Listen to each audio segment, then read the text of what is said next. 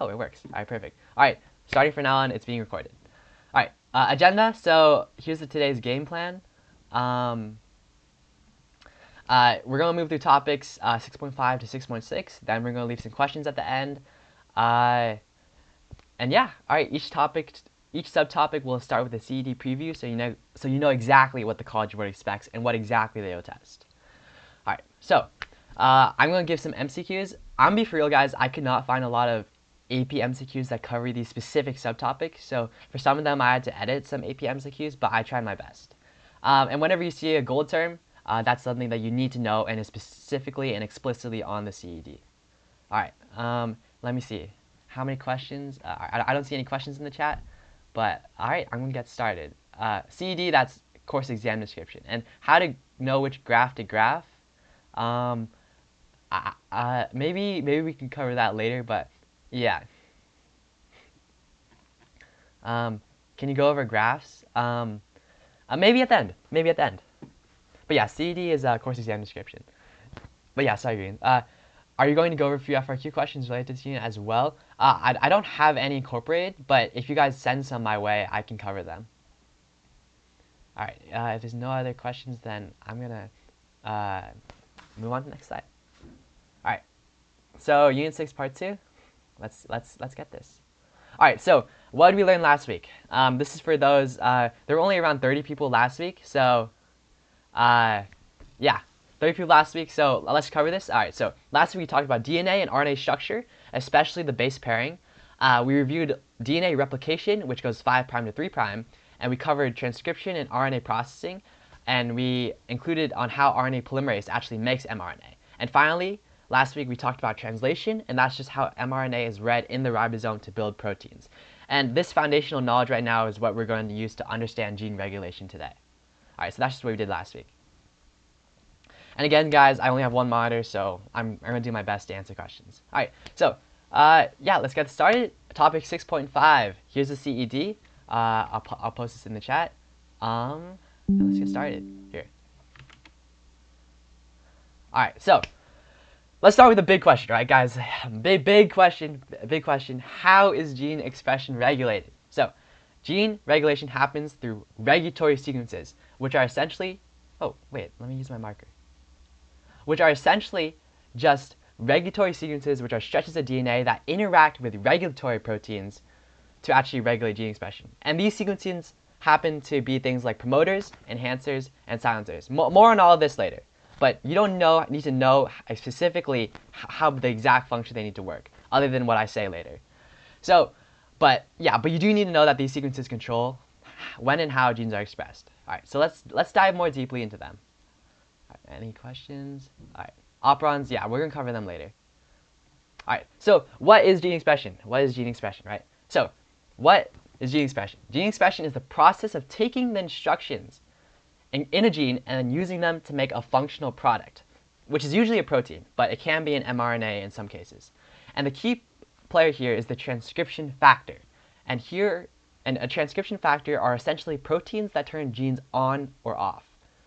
And so this is a pretty major concept, so I'll repeat. Transcription factors are proteins that regulate gene expression by binding to DNA and controlling transcription. All right, let me see any questions. If I don't understand which graph to graph, you're going to help me.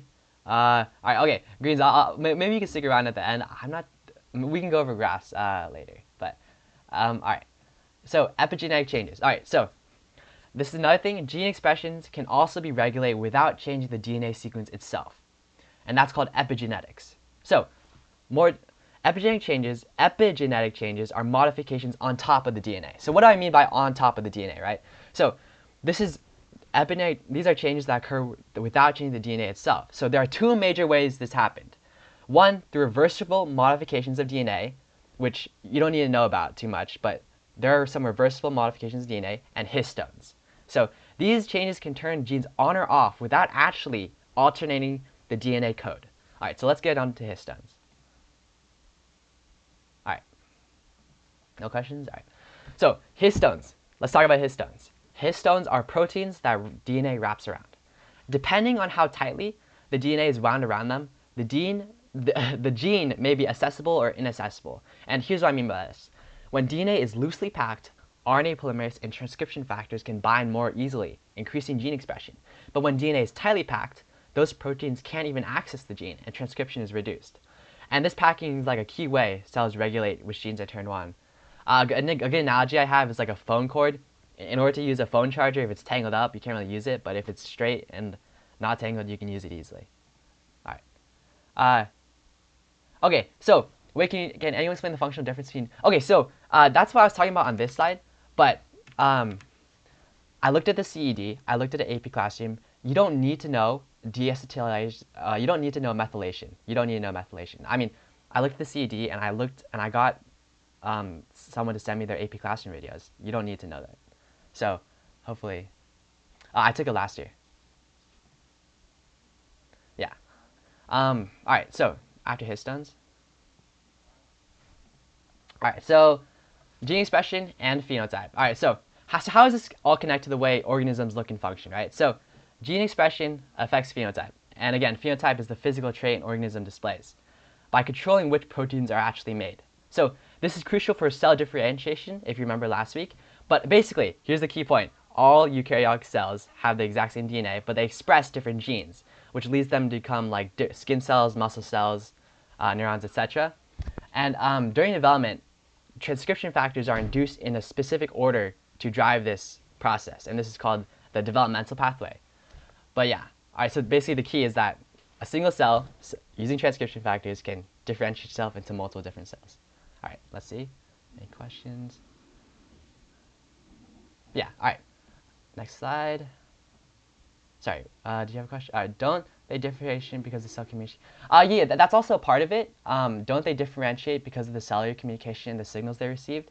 That's a part of it, but it also is because of transcription factors. But usually, they can receive signals which cause transcription factors to change what they say. Oh, okay. So I don't get developmental pathways, please. Okay, so basically, different transcription factors, which again are proteins which induce certain genes to be transcribed. Different transcription factors are released at different stages of a cell, which can lead to a cell being differentiated into something in certain stages. Does that make sense? Okay. All right, cool. Sorry. Wait, we can maybe stick around later, Torta Pounder, and we can talk about that. But I know a lot of people are telling me to speed up. But do we need to know cytoplasmic determinants or homobox genes? I don't think so.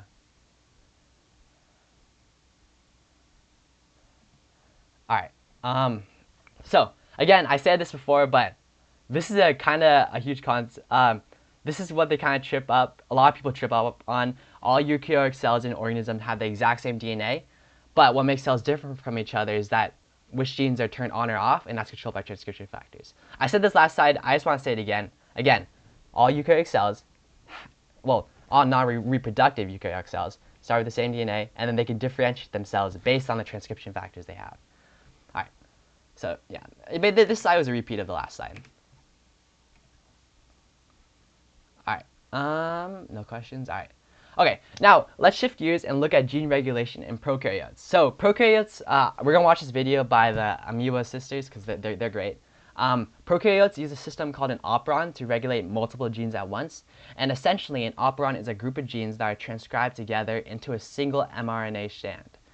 This is really efficient. Instead of just turning each gene on one by one, they can turn a whole group of genes on at once using a single switch. So I'm gonna play this video. Let me know if you guys can hear. It's not loading.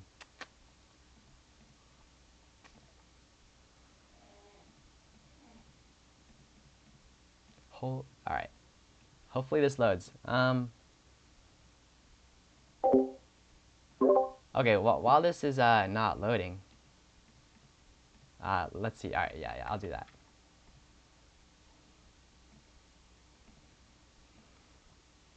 Oh yeah. Transcription factors are just proteins that interact with regulatory sequences to control gene regulation. Holy cow. Alright guys, we're just watching this on YouTube. An operon is a fancy way of regulating. Okay, I'm just gonna watch it on YouTube. Let me know if you guys can't hear it. It's called an operon. An operon is a fancy way of regulating genes, and it's usually made up of a few genes that can involve enzymes.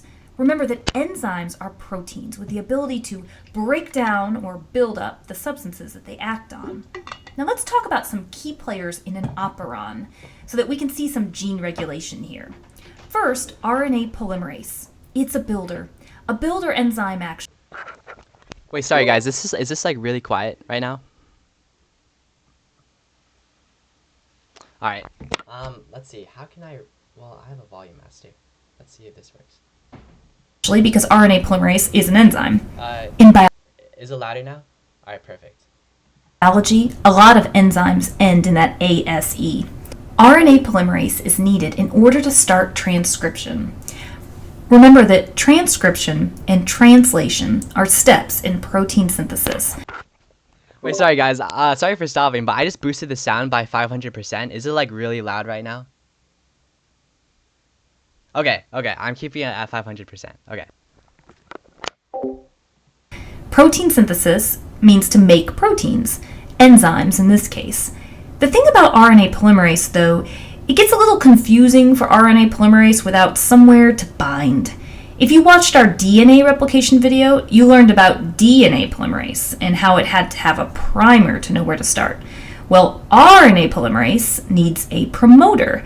A promoter is a sequence of DNA where the RNA polymerase can bind.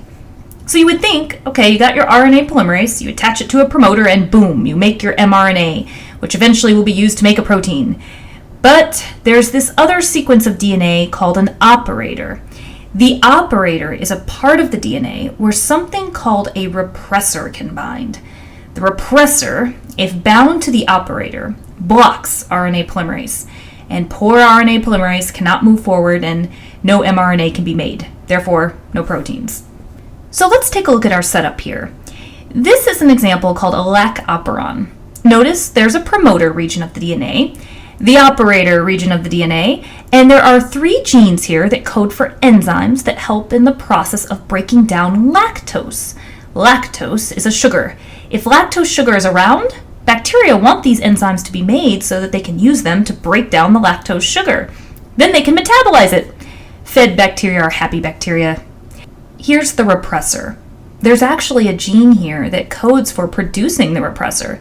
See this gene that we call I? It has its own promoter. Well, this gene codes for the production of the repressor. So why do we need this repressor? Well, it's wasteful to make things that you don't need. If there's no lactose, it wouldn't make sense to start making enzymes that work together to break down lactose. It would be a waste. The enzymes would just sit there. So if lactose is not present, then the repressor binds to the operator, and this blocks RNA polymerase. So mRNA cannot be made, and therefore the proteins, the enzymes in this case, cannot be made. But if lactose is around in the environment, something pretty cool happens. The lactose, remember that's the sugar, binds to the repressor. This changes the repressor's conformation. Try as it might, the repressor cannot bind to the operator. RNA polymerase finds its promoter, binds, and transcribes to make the mRNA from the genes on the operon. That mRNA will be used to make enzymes to break down the lactose sugar. And bacteria like to eat, so that makes them pretty happy. We have to say that we think it's pretty impressive to think about all the gene regulation that occurs in cells. And if you find it fascinating, know that there are careers that focus on gene regulation and understanding how genes can be turned on and turned off.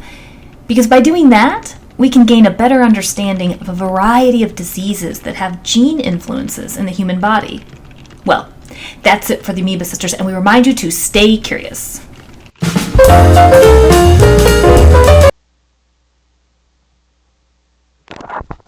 Alright guys, hopefully that didn't kill your ears, but alright, some people I know were getting some confused, but I'll review over some key terms right now.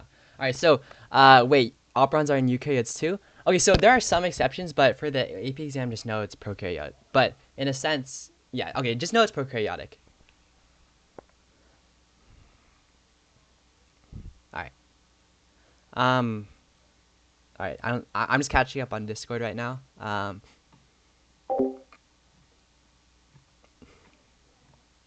right.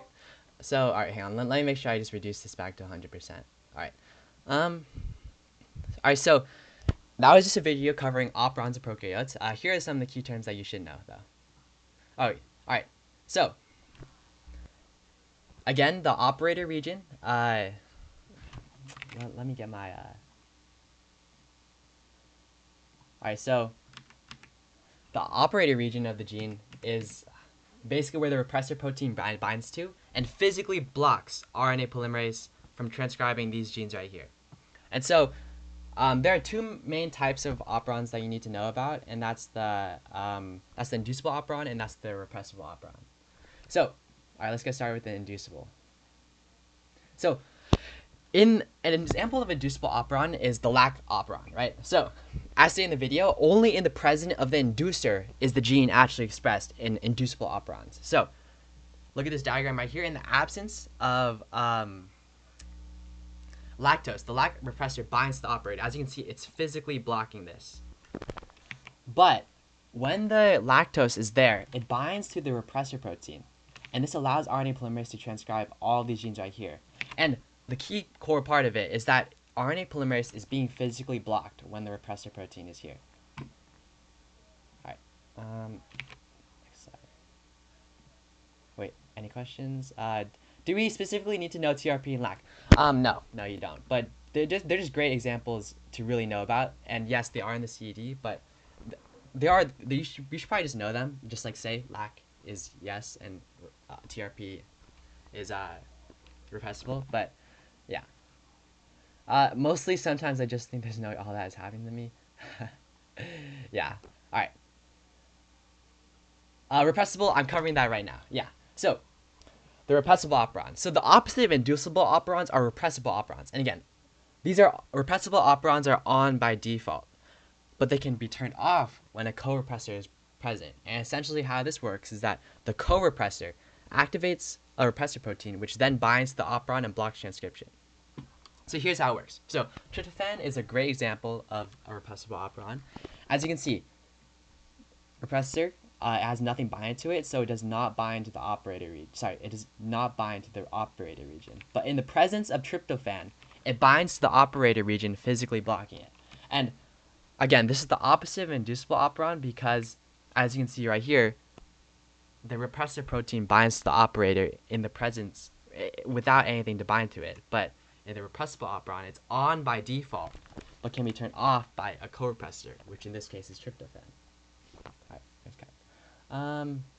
Cofactor, coenzyme versus co-repressor.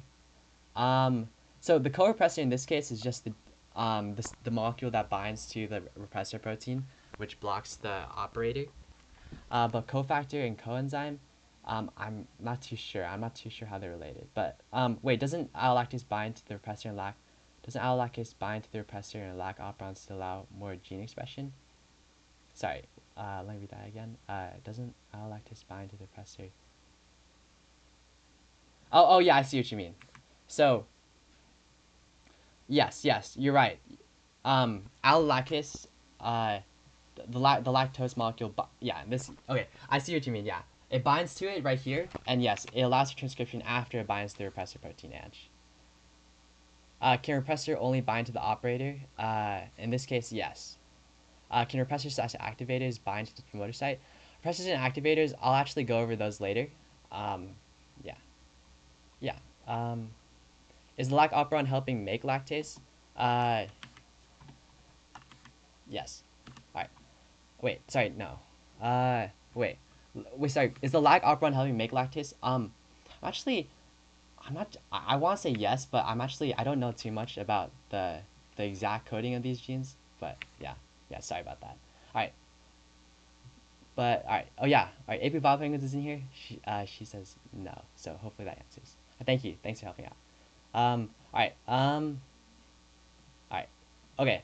So, again, these are just the keynotes about operons. So, these are the parts you need to know. The operon includes the promoter, the operator, and the structural genes. The promoter is where the RNA polymerase binds to start transcription.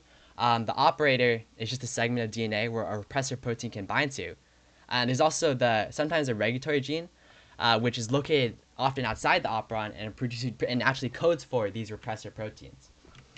And when the repressor binds to the operator, it blocks transcription by physically blocking RNA polymerase, if this was RNA polymerase. It's kind of like a light switch, like the repressor is your hand, the operator is the switch, and the light is the gene. Actually, ignore that metaphor in case it doesn't make sense. But anyways, these are the key points that you should know about operons.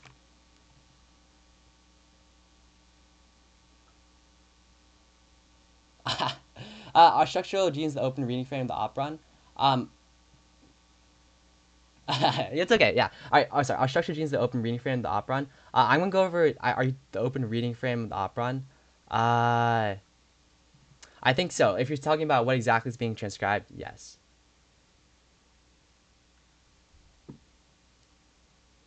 All right. Yeah. All right. All right. So anyway, summary of what we just covered in topic 6.1. Gene expression is how a gene's information is used to produce proteins. Transcription factors control whether transcription happens or not. Expression affects the phenotype. Different proteins can lead to different functions in the cell because all eukaryotic cells have the exact same genes but differ in the transcription factors they have. And in prokaryotes, genes are grouped into operons so they can be regulated together. All right, let's see. Ooh, I'm glad I have AP Bio. All right, so AP practice. Okay, yeah, like I said, guys, I couldn't actually find AP MCQs for this, so I just went online and just found the ones I could find. All right, so here's the MCQ. Try to use spoilers in the chat. Answer this in chat. Oh, Yantai, thank you. That also works. But all right, I'll read the question right now. In the regulation of gene expression in prokaryotes, what is the role of the operator region in an operon?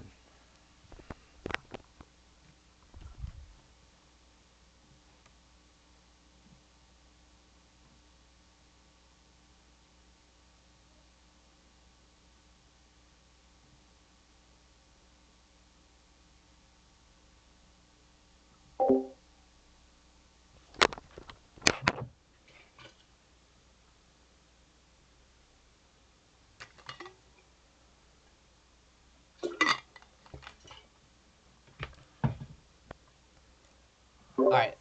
Yeah. I'm gonna wait for a little bit more. I see we have 50 people here, but I'll just read it out.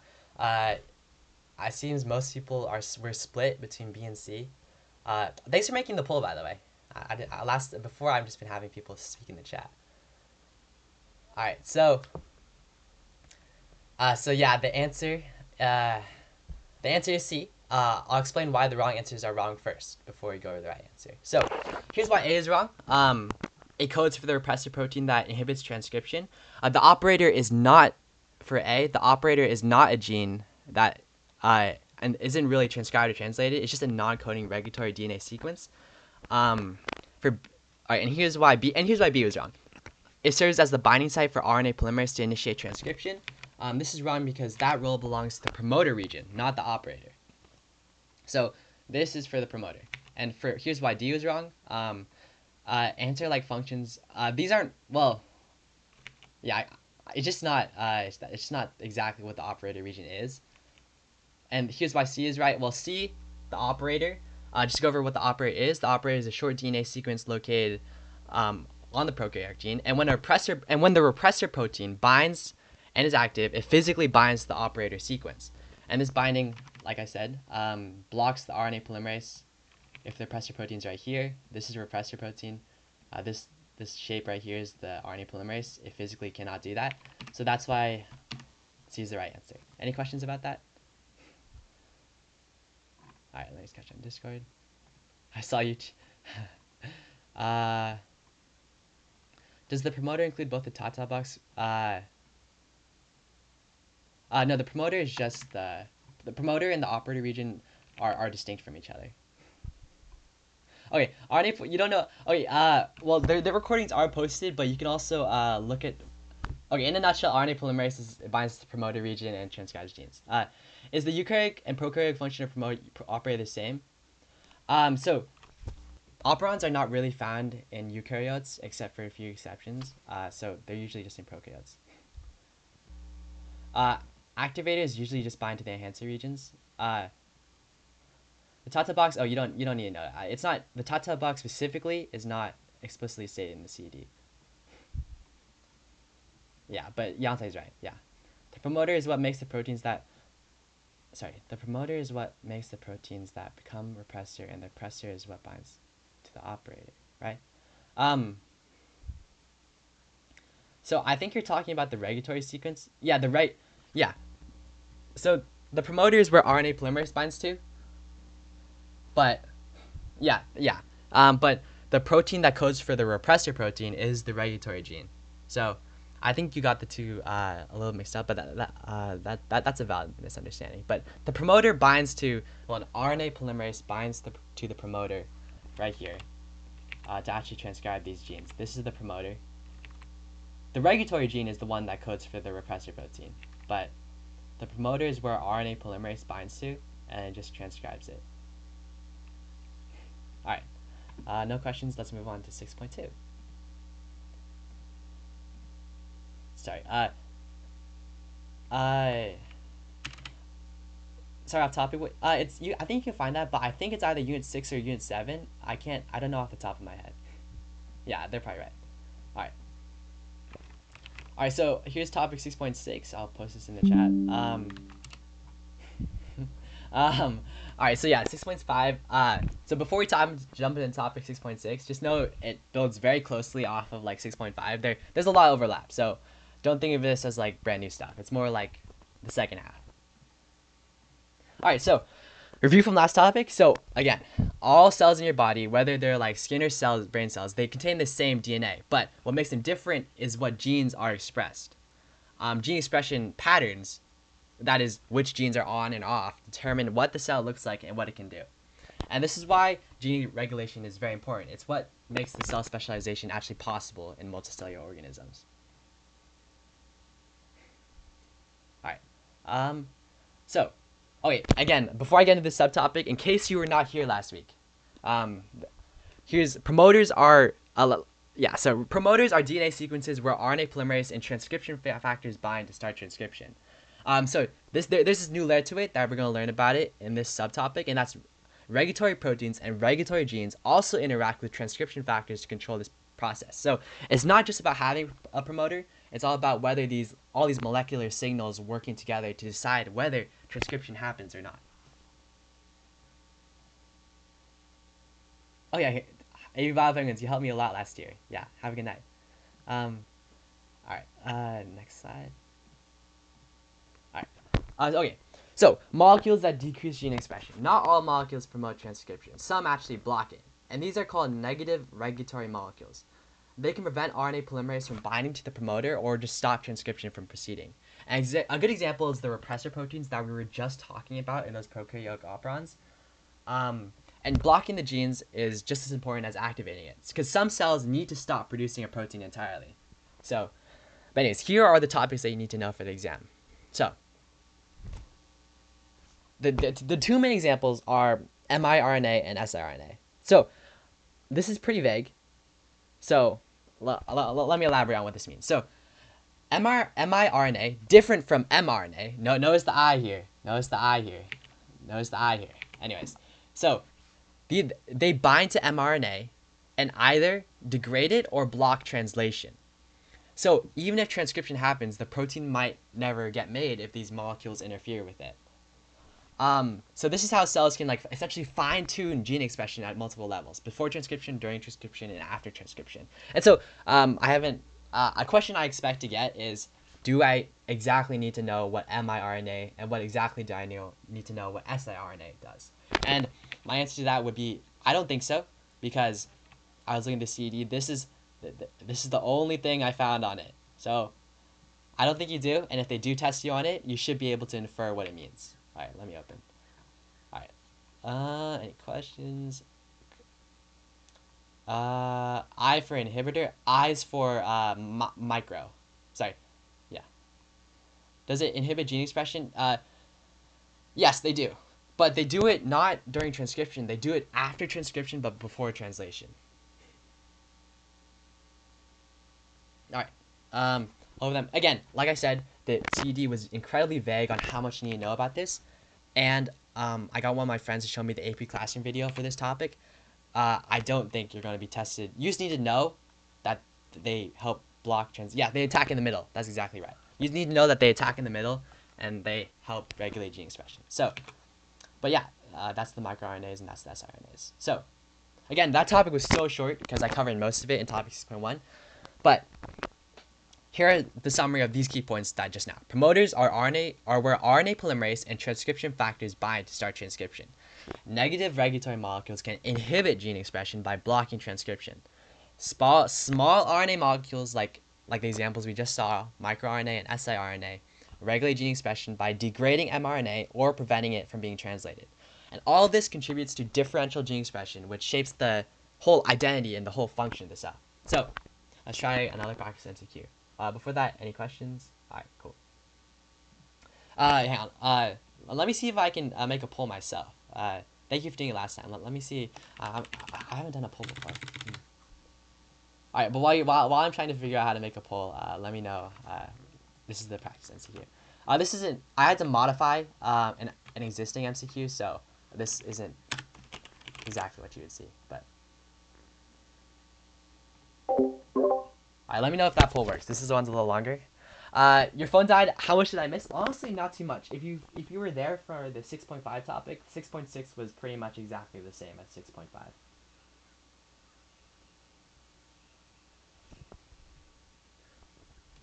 Okay, so so for your question, so basically they attack after transcription, but they block translation. So transcription, remember, is exactly, it's when the mRNA gets made. Transcription makes the mRNA, and that mRNA is made perfectly fine. But the mRNA still has to make the long and treacherous journey to the ribosomes to get translated.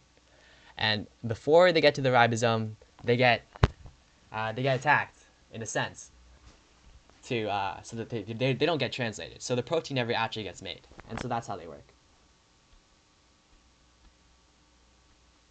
All right, yeah, this question's a little long, so I'll maybe allow for a little bit more time.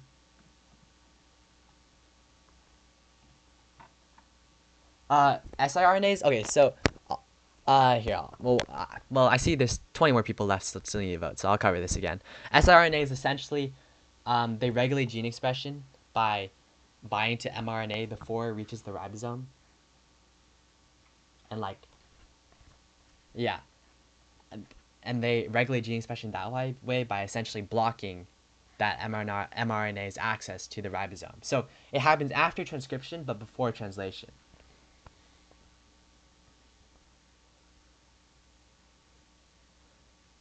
Alright, I think 35 votes, I think that's sufficient. Oh yeah, all good. Yeah. Alright, so yes, the answer is A. I see most people got that.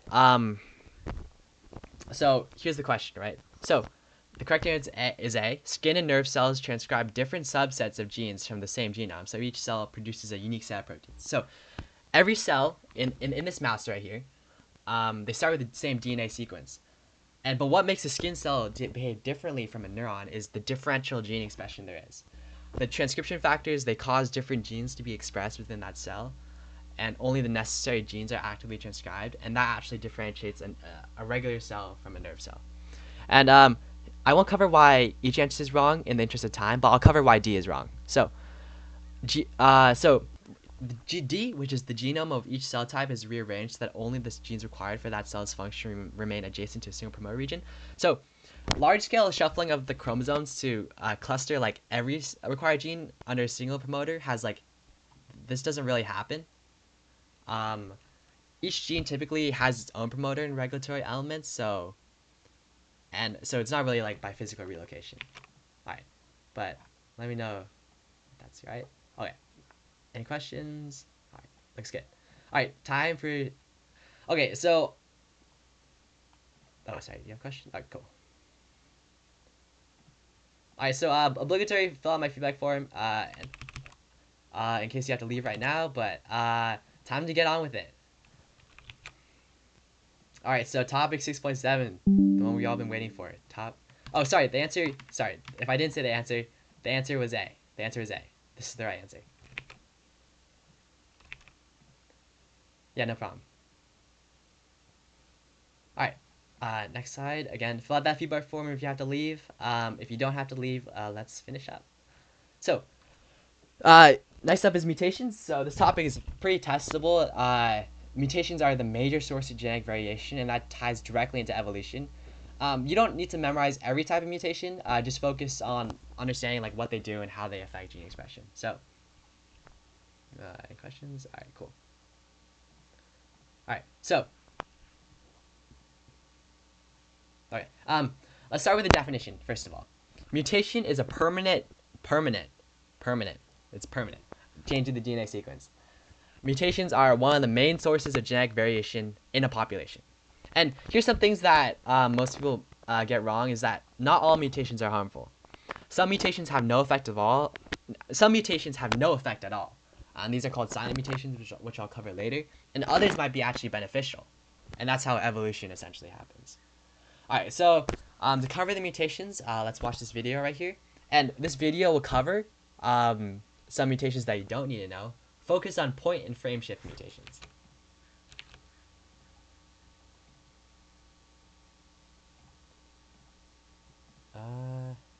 Oh my gosh, alright. This is cooked. Alright, I'm going to boost the volume up by 500%. Let me know if it's too loud.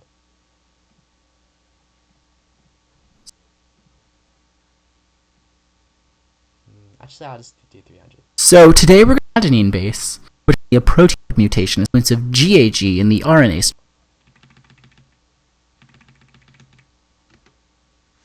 So today we're going to talk about the different types of genetic mutations that you would find in a cell. But first, I want to review the central dogma of molecular biology, and how the genetic information of a cell is stored in the form of DNA, which is then transcribed to form RNA, and then translated to generate protein. Nucleotides from the DNA are transcribed to their complementary forms on RNA, which are then read as codons, or groups of 3, to code for specific amino acids in a larger protein.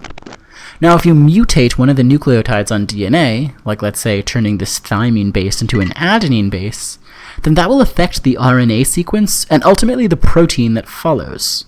So we say that mutations are mistakes in a cell's DNA that ultimately lead to abnormal protein production. So what are the different types of mutations? Well, the first type of mutations we're going to talk about are called point mutations. Now here I've just written out a random sequence of DNA, which is just a repeating pattern of CTC, which would code for a repeating sequence of GAG in the RNA strand, and finally a protein sequence of 3 glutamate amino acids. So a point mutation is when one of our DNA bases is replaced with another. So in this example, a thymine base is being replaced with an adenine base, which leads to a change in one RNA nucleotide and ultimately a change in one amino acid. Another type of mutation is called frame shift, which works a little differently. So first, I'll write out the same DNA, RNA, and protein sequences from before. Okay, wait, I'm going to pause here to make sure people didn't go to sleep. Frame shift is something you need to know. So first, I'll write out the same DNA, RNA, and protein sequences from before, but now instead of changing one base to another, I'm going to add one to the sequence. And here I've thrown in this extra cytosine base that I've written in blue. Now naturally, this change would lead to an additional guanine base being in the resulting messenger RNA sequence, but what's interesting is that this mutation will change the reading frame of the RNA. Remember that RNA is read in groups of 3, or codons, when being translated to form protein. But now, since we've added an extra G here, all of the codons coming after that extra G will look a little differently. Now, instead of having 3 GAG codons, we've swapped out 2 for GGA codons. This means that 2 of our amino acids in the final protein will be changed. And in this example, they'll be changed from glutamate to glycine. So you can see that frame shift mutations usually have more significant effects on the final protein than point mutations do. Now, it's important to recognize that both of these mutations are classified and named for how they affect the cell's DNA structure, and aren't really named for how they affect the resulting protein. Now, our next type of mutations are nonsense mutations and missense mutations. Let's say we have a DNA sequence that normally generates RNA and codes for a cysteine amino acid. A nonsense mutation is any genetic mutation that leads to the RNA sequence becoming a stop codon instead. Now, missense mutations are a little different, and They're any genetic mutation that changes an amino acid from one to another. So in this example, our mutation is changing the resulting amino acid from a cysteine to a tryptophan. Now you can see that nonsense mutations probably affect the resulting protein a lot more than missense mutations do. Okay, wait. I was actually gonna cut off the video right here, but there's only 2 minutes left. This video is gonna cover what exactly nonsense mutations are and what missense mutations are. I looked on the CED. You don't need to know what nonsense and missense are, but I'm just gonna play the rest of the video in case you're curious. Since that new stop codon that we're creating could chop off a huge section of the protein, instead of just changing one amino acid to another. So now we can divide the missense mutations even further into a bunch of smaller categories. Silent mutations are when the mutation doesn't actually affect the protein at all. Since many different RNA codons can code for the same amino acid, it's possible that the mutation might not affect the protein at all. So in this example, CCA, CCG, CCT, and CCC in a section of DNA will all end up coding for glycine. So if you changed the third base, it wouldn't affect the final protein. Conservative mutations are where the new amino acid is of the same type as the original. So here I have a glutamate and an aspartate, which are both acidic amino acids. So a mutation that swapped out an aspartate for a glutamate would be a conservative mutation. Finally, a non-conservative mutation is one where the new amino acid is of a different type from the original. So here we have a serine amino acid, which is a small polar amino acid, being replaced with phenylalanine, which is a large non-polar aromatic amino acid. And this would be an example of a non-conservative mutation, since serine and phenylalanine are different types of amino acids. Now I'll point out again that all of these mutations are classified and named for how they affect the resulting proteins, and aren't really named for how they affect the cell's DNA. So let's look at a quick example. Sickle cell disease is a disorder where hemoglobin, or HB, which is a protein found in human blood, is mutated into a less active form, which we're going to call HBS. And it results from a single glutamate residue being converted into a valine residue. Now we can classify this mutation as a point mutation since only one DNA base is affected, but we can also say that it's a non-conservative missense mutation since glutamate is being swapped out for valine, and the two are different types of amino acids, since glutamate is an acidic amino acid and valine is a non-polar one. So what did we learn? Well, first we learned that mutations originate at the DNA level, but show their effects on the protein level. And second, we learned that we can classify different types of mutations by either their effects on DNA or their effects on protein. In reference to DNA, we have point and frame shift mutations, and in reference to protein, we have missense and nonsense mutations. Alright, so that was all about mutations. Again, that video covered missense and nonsense. You should really just focus on the point and what exactly frame shift are. But alright, so any questions about that? Alright, yeah, I see everyone's answering each other in the chat. That's great. Alright, next up. Alright, so next up, so that was all about mutations. Now, mutations, how do they actually occur, right? So mutations can happen in a lot of ways. They can be caused by errors. They're all about errors, right? They can be caused by errors during DNA replication or repair. They can be triggered by radiation or chemicals, things like UV light or cigarette smoke, stuff like that. I mean, we all know about how smoking causes cancer. And sometimes mutations just happen by random chance. I mean, tomorrow isn't guaranteed, guys. Live your life how you want to. Anyways, the key idea here is that mutations drive genetic variation, which is essential for evolution and adaptation. Alright. Oh, okay. So here's why. Sorry, I don't want to get off topic. Are those two the same as mutagens? So mutagens are actually help increase the chances of how mutations occur. Yeah, so yeah, they increase. Alright. Okay. So okay. The reason why I put tra-la here, is because it's a mutation, right? There's no way a shark could have grown legs. Alright. I don't think you should. Alright, guys. I know it's midnight right now, so we can skip tra-la. Maybe I'll come back to it. Alright. No. No. Live your life how you want to, but not too harmful. All right, wait. Question that is off topic. How is mutations during the replication of G? Okay, the G2 checkpoint is the checkpoint that assures the success of DNA replication, and so if it checks a cell again, there's an error. It still assesses the success of DNA replication, but again, there are always just some errors. So even though it checks a cell, there's always just some errors, but that's why these errors are very uncommon, right? All right. All right. Any more questions? All right. So next up. So, not all mutations are small. Some affect the whole chromosome, right? So, during mitosis or meiosis, and I'm going to be proceeding with this slide as if you knew what mitosis and meiosis were. So,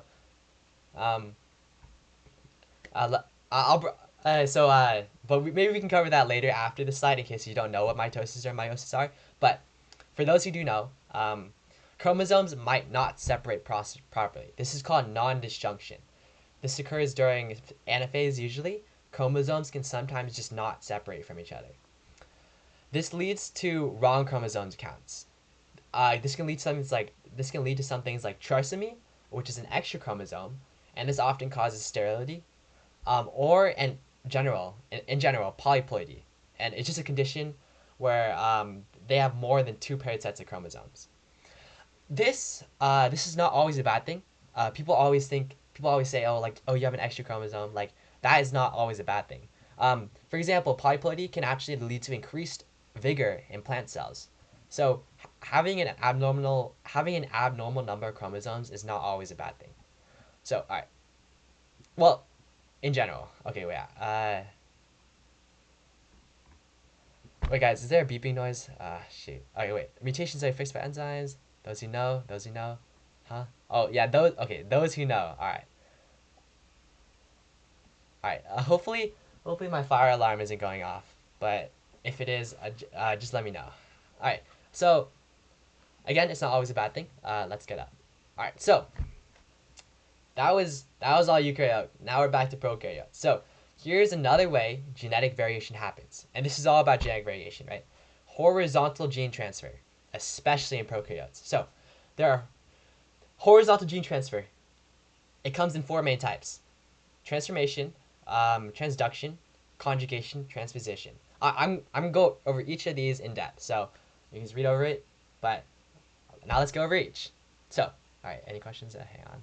Oh, hello. All right. So, in transformation, a bacterial cell takes free-floating DNA from just a free piece of DNA right here. Sometimes from like a dead bacteria cell, like nearby. Like this DNA could have came from anywhere, right? And this DNA is just incorporated into its genome, giving it new traits. Like it literally just it found some the bacteria found some DNA and incorporated it into itself, and it can gain new genetic traits as a result. An example of this is like antibiotic resistance, for example.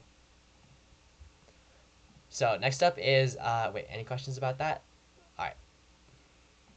The second part of horizontal gene transfer. Okay, I say second part, but again, horizontal gene transfer is just a name that incorporates all of these things. The next part of horizontal gene transfer is transduction. So, a virus, specifically a bacteriophage, from one bacteria, infects a bacterium and injects some of its DNA into a bacteria. So it's essentially how DNA is transferred from bacteria to bacteria using bacteriophages. So it's essentially the virus goes on to infect another bacteria, and these viruses go on to infect more bacteria and incorporate its DNA into it. So that is transduction. It's the process by which bacteriophages bacteriophages are viruses, by the way, infect other bacteria, transferring DNA between bacteria. Okay, I'll go back. Transformation. Transformation, in a nutshell, is just DNA incorporates. The bacteria just finds DNA off of the street and injects itself with that DNA. Yeah. Is this how retroviruses create life? Yeah, in a sense, this could have been like a retrovirus, and yeah, it could be. Yeah, but retroviruses are more nuanced than that, and but yeah, it is true. Yeah. All right, next up. Okay, hang on, my mouse just died. Sorry. Okay, my mouse is back. So does this affect generations? And yes, it does. And here's why. It impacts the actual DNA. So now when this DNA gets transcribed and translated, it will produce different proteins. And when this bacteria replicates itself, this DNA will go on to its descendants. So yes, it will affect the offspring. All right, so next up is conjugation. We don't. So basically, oh my gosh, my hang on, guys. I'm gonna get a new mouse. Be right back.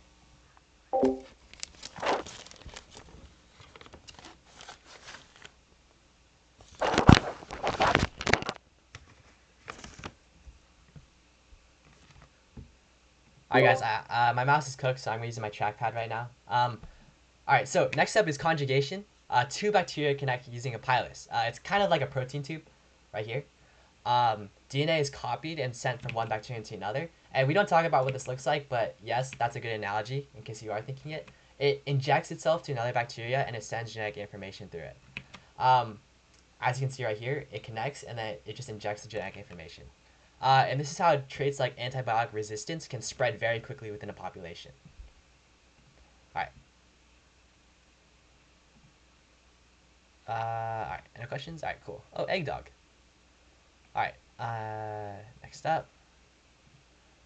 Transposition. Okay, transposition isn't really between... Okay, so, transposition. Here, chunks of DNA actually jump from one part of the genome to another. So, this diagram might look a little complicated, but essentially, all transposition is, in a nutshell, is the movement of DNA from one genome to another. As you can see right here, this DNA just goes to a separate DNA, and that's transposition. And basically, again, this isn't... Transposable elements are unique in that they're kind of found in all organisms. Like, almost all organisms can just shuffle around their DNA in very special circumstances, but that's transposition. Alright, any questions? Yes, if you scream that, you will. Is this smart kid humor? Wait. Okay, what are you talking about? Oh, yeah. Okay. Alright. Alright, perfect. Okay. So, again, that was a summary of topic 6.7. Mutations are permanent changes in DNA sequences. They can be random, they can be caused by the environment, or they can be because of replication errors. Some mutations affect individual bases, others affect like entire chromosomes. And horizontal gene transfer is the major source of genetic variation in bacteria. Horizontal gene transfer is how bacteria get their genetic variation, other than by replication. And again, in transformation, it's just the uptake of DNA from a bacteria does from its environment. Transduction is just a virus transfer. Conjugation is just a direct transfer using a pilus, like a tube, and transposition is just DNA jumping around. All right, so any questions about that? Let's try another AP question. All right, meow. All right. Okay, next up. Okay, again, I'm gonna try and make a poll. Let's see if you guys can answer this one. Question A, B, C, D.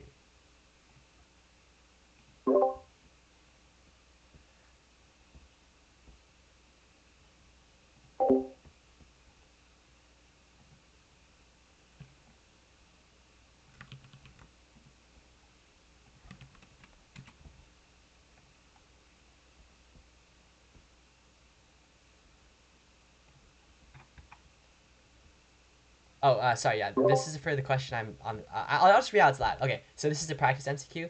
A segment of a wild-type mRNA coding sequence is shown below. You can see it right here. A single base insertion of one uracil occurs immediately after the second codon, so right here.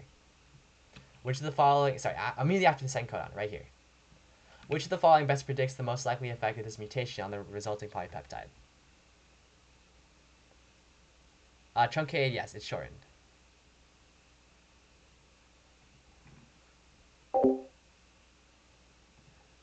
yeah, I'm gonna bump this down in case it got kind of sent back up. All right. Wait, sorry. I feel like I feel like I'm missing something right now. All right. Oh yeah. Have a good night. Yeah, I'm probably gonna major in computer engineering. But yeah. Okay. All right. All right. Enough about the rage bait. Let's move on to the question, guys. All right. So I see and yes, I see a lot of people see it. The correct answer is A. Um, inserting a single nucleotide right there, shifts the reading frame, and that's called a frame shift mutation. So if you insert a U right here, right, every single codon, starting at this G, is going to get shifted forward +1. Afterwards, this downstream, and it usually leads a truncated non-functional protein because every single one got shifted, right? Every single one got shifted forwards. All right, so now let's go by why each one's wrong. So B is silent mutation. So it's very unlikely that this would be a silent mutation because it affects almost every single codon downstream of this mutation right here. So it's very unlikely that would be a silent one. And it converts the his codon to stop codon. So the his triplet right here, it's just out of the frame now, right? It's not simply altered by a single base substitution. It's changed, like, right?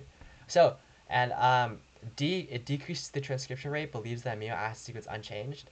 The reason why D is wrong is because the mutation is in the mRNA coding sequence, not in the promoter enhancer. So, I just got pinged. Oh yeah, sorry. Yeah, I'll answer that in a sec. Yeah, but yeah, that's why D is wrong. But yeah, A is the right answer. Nice work, guys. Will the codon chart be included on the AP Bio test? For questions that need it, yes. They're gonna give you a table. And the table is a little hard to interpret, but I suggest watching a video on it. But it's pretty intuitive once you get the hang of it. But yes, the codon chart will be included on the AP Bio test. Okay. Yeah, you don't have to memorize all of them. Yeah. What's a codon? Okay, I'll cover this. I don't want to go too deep in this because I feel like this happened. But a codon is a 3 set of nitrogenous bases that code for an amino acid. 3 letters. My 3 letters are talking about 3 nitrogenous bases. All right. All right. Yeah. Maybe. Yeah. I can answer that afterwards. But I'll, in the interest of time, I'll be moving on to biotechnology. There was someone last week who was really excited for biotechnology. There's one more. One more. Yeah, biotech. Guys, so people last week were kind of really worried about biotechnology, but I think that they didn't see the exclusion statement. You don't have to know the exact details of biotechnology. This is in the quote. This is a quote from the CD. The details of these processes are beyond the scope of this course. The focus should be on conceptual understanding of the application of these techniques. So you just need to know what they do. You don't need to know how they work, which is what people last week were worried about. So this should just be like memorization at this point. But yeah, all right, let's get started. Any questions first of all? Okay, all right. So let's get started with gel electrophoresis. So this is a super common tool in biotech. It separates DNA. It separates any molecule by size and charge. And this example is DNA. But DNA is negatively charged. And again, you need to know this. It's kind of, I should put it in gold, but you need to know that DNA is negatively charged. And what this means is that DNA moves towards the positive end of the gel. Smaller DNA fragments move faster and move farther and faster through the gel than larger ones. And here's the reason for that. Let's say that A is right here. Oh, sorry. Let's say that this is the smallest and this is the largest because the smaller ones are able to travel through the gel farther because there's less friction because they're smaller and they weigh less. So it's able to separate the molecules by size and charge.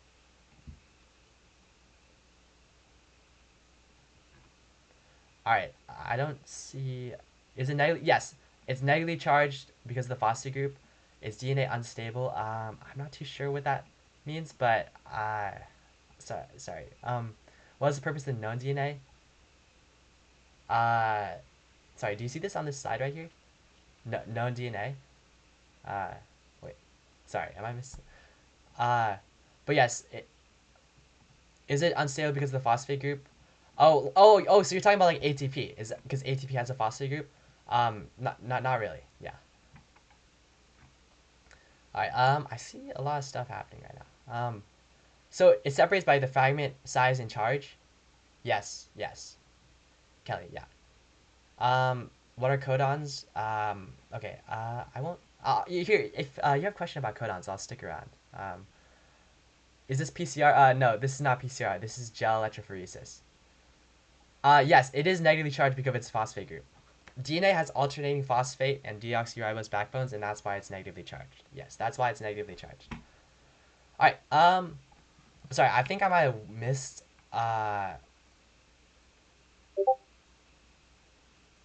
Okay. Yes, you need to know about introns. I will go over at the end. Okay. All right. Next up. PCR, polymerase chain reaction. All it does is it makes many copies of a specific DNA segment. It's used when you have a tiny amount of DNA and you want to amplify it for study. Again, you don't need to know all these steps. You just need to know PCR just makes hundreds and millions of copies of a single DNA.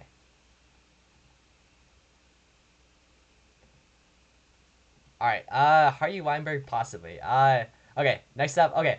I'm just gonna finish up this slide. Stick around if you have questions. But bacterial transformation is when foreign DNA is introduced into the bacterial cell. Again, this is kind of like the horizontal gene transfer. The bacteria just picks up some DNA from its environment, and it just takes it into itself. And once transformed, the bacteria can just start using the DNA like its own. And scientists, oh shoot, all right, scientists use this in genetic engineering to like make bacteria do new things. By injecting like DNA into a bacteria, you can make that bacteria do whatever you want, like produce insulin. Alright, I know it's got pinged. Do we have a cram review? Okay, so okay, I'm gonna touch on that for a little bit because it is kind of did we have a cram review? So one of my fellow lecturers did a cram review I think 2 weeks ago. So, but this is not a cram review. It's kind of like amplification. Previous slide. Well, in a sense, not really. In transformation, it takes DNA from inside, and so it's not really like amplification. Is this a Jujutsu Kaisen reference? Kind of, yeah. Will we have a cram session? No. I'm not planning on having one, but there's 3 other biology lectures, so that could, but personally, I'm not. They will announce it, but yeah. All right. Do the DNA fragments cover everything? So these DNA fragments are artificially made, or they're coming from dead bacteria. So these DNA fragments can cover anything. Yes. All right. Okay. One more topic. So I'm just gonna finish this up. Okay. DNA sequencing. It's exactly what it sounds like. It tells you the exact order of nucleotides in a DNA molecule. This is how scientists study genes, detect mutations, and in general just identify genetic differences.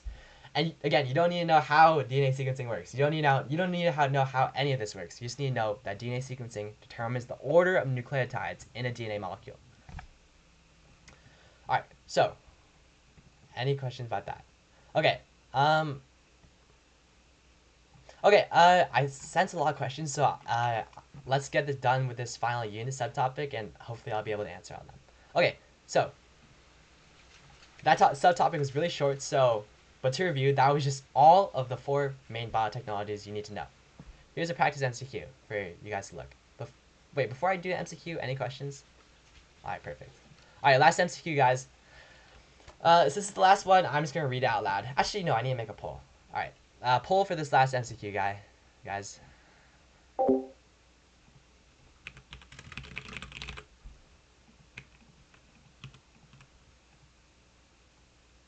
Alright, so a student is using gel electrophoresis to analyze a DNA sample. After running the gel, they observed that the DNA fragment moved farther down the gel than the others. What is the most likely explanation for this observation?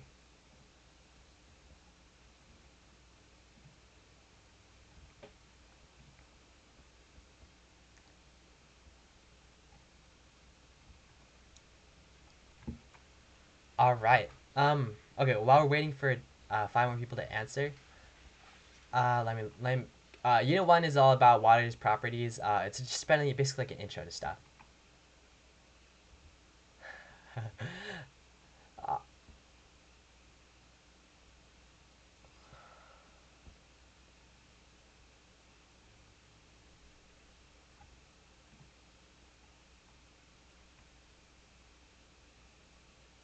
okay, so this one's a little tricky. Um, but yes, the answer is C. And in the interest of time, I won't be. I'll only be going over why B is wrong. Right. So B, the fragment has more positive charge than the others. So I actually see where the confusion stems from. DNA is negative, and when it's talking about the fragment has a more positive charge than the others, remember that gel electrophoresis looks like this. DNA starts right here. This is positive, and DNA is always negative, right? So let's say this is DNA, and it's always negative, but let's say hypothetically that it did have a more positive charge than the others. Remember, like attracts. These will actually repel each other. So positive is not attracted to positive.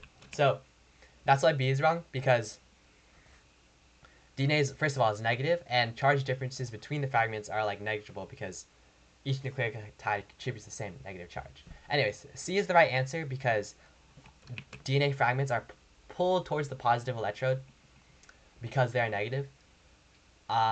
And then because they're smaller and they have lower mass, they're able to move through it more quickly and farther.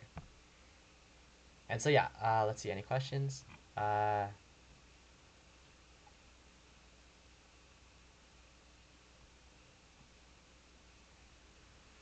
why is my DNA positive? Okay, I was just looking, I was just making an example. Positive, like this is just a positive atom, and this is another positive atom. They repel each other.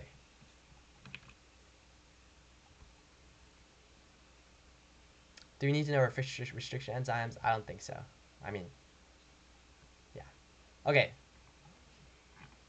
All right. Hopefully, I didn't miss any questions. Does it move? Yeah, DNA moves towards a positive charge.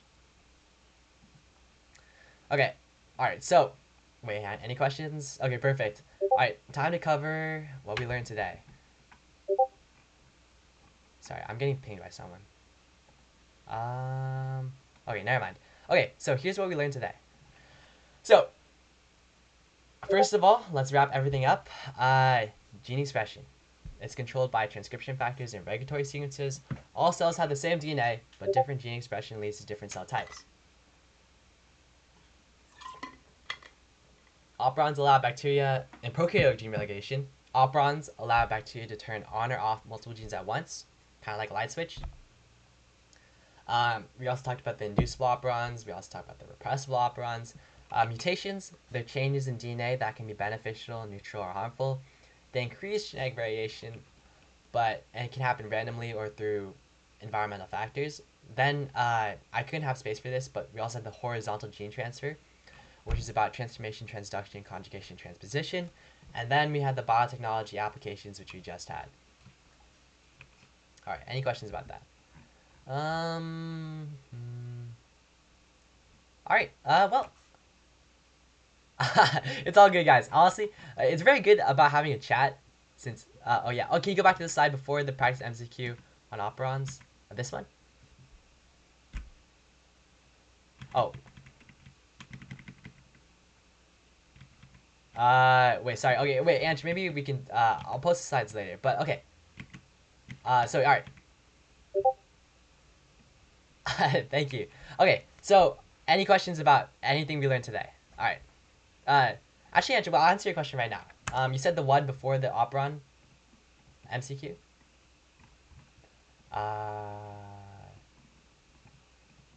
The slide before the This one?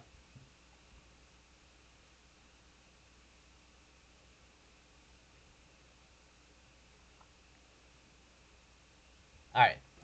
Oh yeah, I'll post it in the chat while I answer some other questions. Alright, so anyways, I sense people are leaving, so I'm gonna post this in the chat and I'll answer some questions. I have around again, I'm gonna post all this slideshow. I also have some resources here, for people to study for, and yeah. So, anyways, if you guys have to go, that's the end of that. That's the end of Unit 6, Part 2. Please fill out that form. But if not, I'm gonna answer some questions. I have around 15 minutes, so alright. Could you explain introns again? Okay, introns. To do this, I'm just gonna go back to the original slide. Introns are essentially proteins. Sorry, introns are DNA that do not code for proteins. Introns are essentially just non-protein coding regions, which actually here I'm gonna pull up the slide from last week to see if I can show you this better. So yeah, introns they're removed. Exons are actually the protein coding regions. If you look at this diagram right here, you can see right here, introns are removed from the mature RNA because they're not actually protein coding regions. Sorry, does that make sense? Sorry, I forgot who actually asked that. Okay, here, let me answer your question. Introns, yeah. Alright, let me go down the list so I don't miss anyone's questions. Okay. What are the most important units for biology? Units 3, 6, and 7. Those are the most important units in biology. 3, 6, and 7. If you have time, can you go over the graphing part? Okay, I have to go at 8:30, but if I have time, I will. Yeah, but I will. Yeah. On FRQs, if we don't know the exact terminology, yeah. Okay, you can actually like kind of BS. Okay, sorry, I can't say that. You can actually just kind of like finagle your way to getting the point. If you don't know the exact terminology, you can just describe it. Yeah. Could you go over alternative splicing? All right. Okay, so essentially, this diagram explains alternative splicing really well. Basically, this is the pre-mRNA. Depending on what introns are taken out and depending on what exons are taken out, this single pre-mRNA can make multiple different alternatively spliced mRNAs, which can then be translated into multiple different proteins. Does that make sense? But that's alternative splicing. Okay, perfect. What is the purpose of introns and exons? So exons are the actual protein coding regions that actually code for the protein. Introns are just they're used for a variety of reasons, but introns are non-protein coding regions, and they're all about like an example of an intron would be like a gene regulation gene, or like a promoter region, stuff like that. Can we go over differentiation in cells and DNA replication? Oh yeah, thank you. Can we go over differentiation in cells and DNA replication in eukaryotic gene expression? Okay, sorry, wait. I keep skipping your question, but that's pretty big. So, sorry, I'm sorry. I keep saying I'm gonna come over your question, but that's a pretty big topic. So I'm gonna see if there's any. Where will I post this? I'm gonna see if there's any smaller questions I can answer. Where will you post the slides? I'll post the slides on the 5 Hive lecture. Sleeve sheet. It's Lance sent that out and he pinged out everyone a few months ago, but it should be there.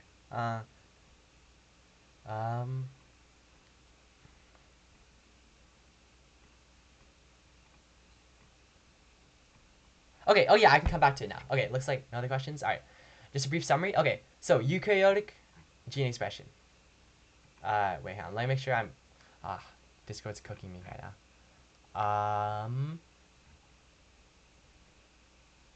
Okay, cell differentiation, right? Okay, so back to cell differentiation. So all eukaryotic cells have the exact same DNA. Excluding reproductive cells. What does this mean? This means that a single cell can become a muscle cell, fat cell, whatever, based on the transcription factors that transcribe it. So that's cell differentiation. So, and if that answers your question about and now to answer your question about DNA replication. So DNA replication is probably a huge topic. So I'll give the Spark Notes version of it. All right. here's the SparkNotes version of DNA replication. Alright, so actually, okay, wait, sorry. DNA, this is probably gonna be a lot, but okay, here's my speed run of DNA replication in under 60 seconds. Alright. So it starts with the DNA strand looking like this.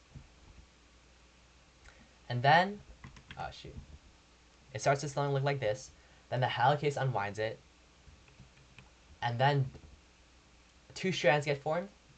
And okay, I'm glossing over a lot of stuff right now, but after these 2 strands get split, DNA polymerase synthesizes new DNA, making 2 DNA strands. Okay, so that was the SparkNotes version. Hopefully that makes sense.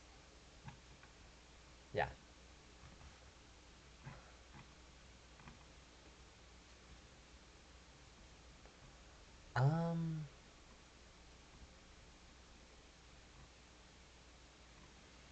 All right. Okay. I'm still catching up on Discord. Okay. I already answered introns and exons.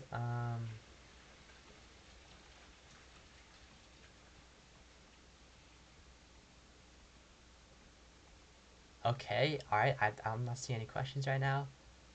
All right. Okay. Well. Again. I don't see any questions, but these are some resources that are really good. We got Anki, but I'll be for real, guys. If I wouldn't recommend Anki right now, because there's only 2 days to the exam. So, but other than that, you can use the AP Classroom progress checks. AP Bio Penguins, she's just in here. She's great. AP Bio Penguins, she's an AP grader. She's really good. You can obviously use the Discord. You can use the 5Hive website.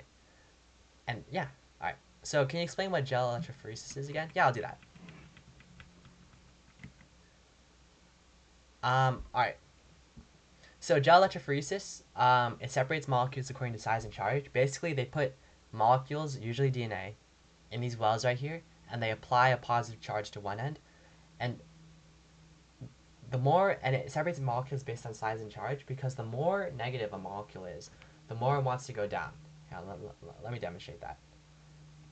And the more negative it is, the more it wants to go down, and the smaller it is, the more it also wants to go down, because smaller molecules are easy to push. Let me know if that makes sense. Okay,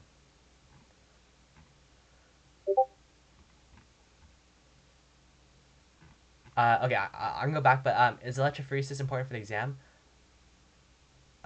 I don't see why you wouldn't learn it, but not really. I think it might be like 1 MCQ, maybe. Yeah. All right, time to move up. Sorry.